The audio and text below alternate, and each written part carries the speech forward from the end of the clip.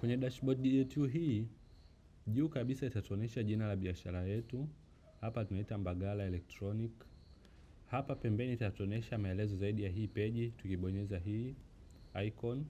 Lakini hapa itatuonyesha ujumbe ambao tunao. Katika hii kadi ya mwanzoni hapa itatuonyesha mauzo ya leo.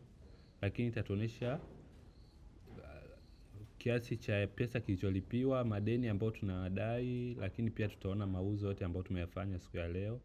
Pia tutaweza kuona matumizi ya leo na tutaweza kurekodi mauzo mapya kutokea katika hii dashboard yetu. Pia tutaona vipaumbele vya leo. Kwa mfano, hapa inatakiwa tuongeze stock ya nondo za milimita 12. Kwa nini tuongeze? Kwa sababu zimekaribia kuisha na zinauzikana mara kwa mara. Pia tutaongeza makoleo kwa sababu yapo chini ya makoleo 5 na huwa yanauzikana mara kwa mara. Hapa chini itatuonyesha bidhaa zote tulizokuwa nazo store na bidhaa ambazo zimepungua.